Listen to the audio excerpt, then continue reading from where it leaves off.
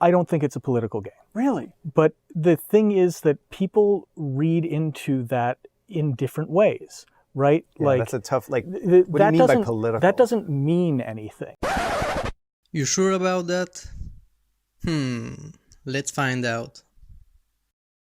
Another year, another Call of Duty. But this time it was supposed to be different. They promised that the campaign would be visceral, uncompromising, edgy, and thought-provoking. As we just saw in the intro, they also promised that the game would not be political. And I was naive enough to believe that would mean they will deliver an SJW free game. I should have known better. After all, it is 2019. Apparently, it is impossible to make a AAA video game free of social justice infestation in the current year.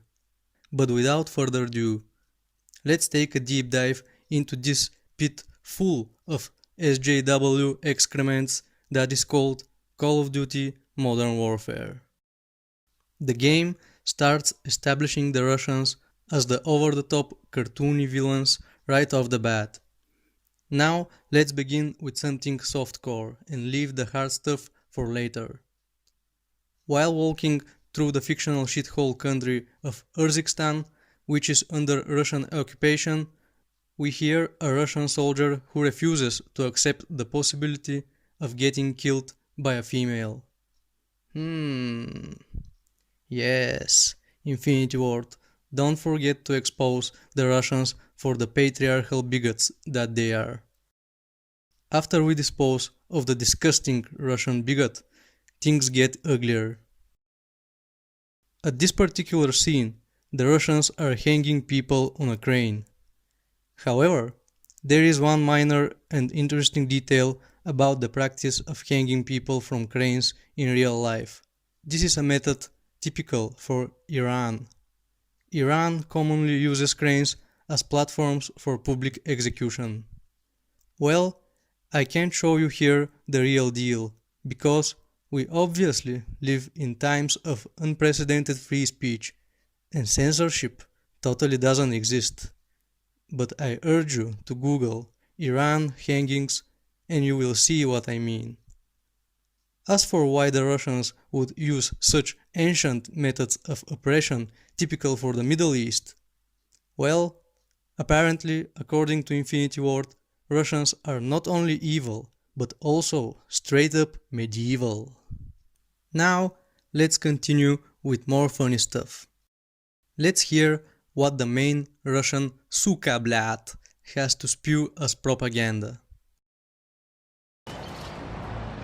We will root out these interventionists and hold this territory forever. Fair enough. But let's hear what he says a few moments later. Russia is here to defend your lives, your liberty, your independence. I think you're contradicting yourself, Suka. I'm not sure that is the way propaganda should be used, Chief. What is gonna be? You will occupy this country forever, or you will defend their independence? Now, realistically speaking, there are two types of propaganda. Negative one, where you brainwash the subjects into believing that you will crush them and occupy them forever. And positive one, where the message is that you will liberate them and blah blah. I don't think it is wise to employ both simultaneously, as it would screw the subjects' minds. From these contradictory lines, I come to the conclusion that whoever wrote this stuff did not care much about crafting a believable and plausible story, and operated under two guidelines. First, to depict the Russians as authoritarian and totalitarian as possible, even if that means contradicting themselves, and two, to depict them also as cartoonishly evil. After that, we got scenes where the Russians are roaming with trucks and randomly throw around canisters with poisonous gas at civilians like Halloween candy. Then there is the scene with the big bad and sadistic Russian who for some unknown reason is very determined to kill civilian children. Now you might say, but Call of Duty games have always caricaturized the Russians. I beg to differ. I don't consider older Call of Duty games to be anti-Russian propaganda. Let's take for example the old Modern Warfare trilogy. The writers of the old trilogy needed an enemy that would be a worthy opponent to America. They managed to create that enemy in a natural and plausible way. Basically, the story of COD 4 is that after the collapse of the Soviet Union, a group of disgruntled Russians forms an ultra-nationalistic faction and seizes power. This story somewhat resembles the reaction of the Germans to the humiliation of the aftermath of World War I in reality. This story actually makes sense. The story of COD 4 manages to establish a worthy opponent to America by presenting a fictional version of Russia in a plausible and respectable manner. It is also interesting to note that older Call of Duty games generally didn't use violence just for the sake of violence. In these games, violence was depicted in a context that actually made sense. Like for example, let's take the scene in Black Ops where a Soviet operative and Viet Congs were torturing the captured Bowman, Woods and Mason. This scene made sense because Soviets and Viet Congs torturing captured American soldiers actually sounds like something that could have happened back in the Vietnam War. Context is everything. On the other hand, the violence depicted in Modern Warfare 2019 can't make sense no matter how you slice it. Going door to door in order to exterminate every single civilian and child? Really? Even if we assume that your goal is genocide, even if we assume that you don't care about the civilians, deploying poisonous gas while your own troops are still in the field? Is this really the most efficient way of doing it? Give me a break now. I guess this scene would make the literal Nazis of the past cringe hard. Violence in Modern Warfare 2019, for the most part, is simply an over-the-top caricature. And this leads us to the question, what is the in-game motivation behind all of this violence? Why are the Russians exterminating women and children? What are the goals of the big bad Russian villain? Well, the Russians are simply fighting terrorism. Quite vague reason, if you ask me. But let's just compare this. I told you, father, a long time ago. Your country breeds terrorists. To this. Our so-called leaders prostituted us to the West, destroyed our culture, our economies, our honor. Our blood has been spilled on our soil. My blood. I will let you decide which story sounds more convincing and makes sense and which one sounds kinda forced and meh. But the vagueness of this whole fighting terrorism plotline seemed to me too similar to the vagueness of the real-life war on terror conducted by America. This made me dig deeper into the story. And thus, I have found a much more sinister thing. In-game, the invasion of the fictional country of Urzikstan happened in 1999. You know what happened almost 20 years ago in our reality? Well, the US invasions of Iraq and Afghanistan. The in-game Russian occupation of Urzikstan lasts for 20 years.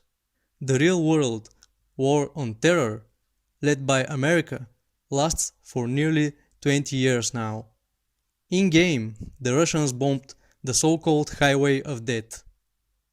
In reality, it was the American-led coalition who bombed the actual Highway of Death, during the Gulf War. In-game, it is the Russians who use the waterboarding torture technique. In reality, waterboarding became infamous thanks to its common use by the CIA in recent years. Do you see now what the writers of Modern Warfare 2019 have done? They basically attributed the American war on terror to the Russians in this fictional world of theirs. So I'd like to ask, what's next, Infinity Ward? Maybe a game set during a fictional colonization of North America, where it is the Russians instead of the Americans who culturally enrich the Indians, or maybe even a fictional World War II game, where it is the Russians who drop the atomic bombs on Japan.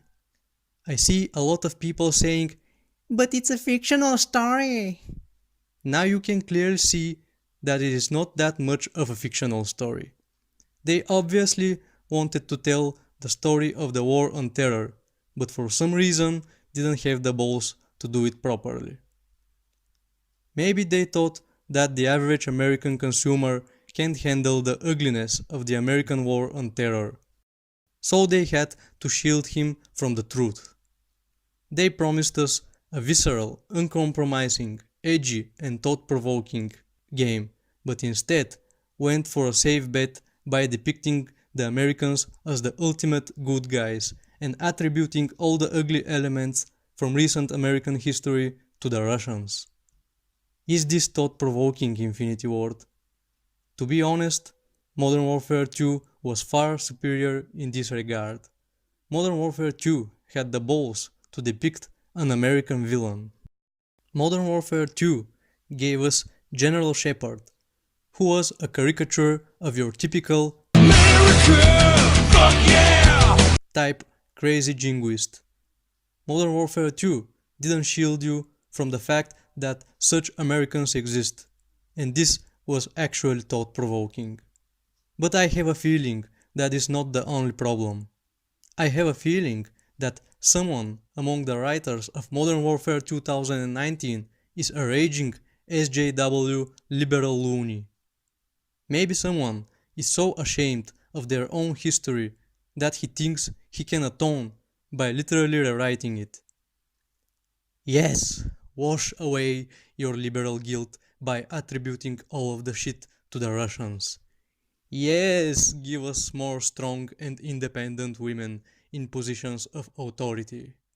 Yes, let us and our strong and independent sisters slay those patriarchal, conservative, Christian, toxic, white and male Russians. Yes, give us male protagonists who are literally begging the strong and independent female fighter to give them orders. Show us bigoted males our place. Yes, let the feminism flow through you. In this day and age, you can't depict something that could offend China because of the potential financial losses. You can't depict something that could offend Middle Eastern people because, for some reason, that would be considered to be racist. But to the Western corporations, Russians are poor peasants, so they are not a significant market. You also can't generate any woke points from them. So you can smear them and dehumanize them at will. There would be no consequences. You can freely dehumanize those who are poor and don't fit into your social narrative. This, my friends, is the classic definition of propaganda. This is what the Nazis did to the Russians 70 years ago. And this is what liberal American game developers do to the Russians today. This is why Modern Warfare 2019 is a vile, toxic and virulent anti-Russian propaganda and SJW mess. Older Call of Duty games didn't depict violence just for the sake of depicting violence. They didn't caricaturize the Russians just for the sake of caricaturizing the Russians. Older Call of Duty games had stories to tell and explored topics such as the very nature of warfare. Modern Warfare 2019 doesn't have much to say other than the fact that American video game developers are ashamed of the history of America. But the purpose of history is not to be ashamed of it, but to remember it. If you want to help me to analyze further this insane reality, you can share, like, and subscribe.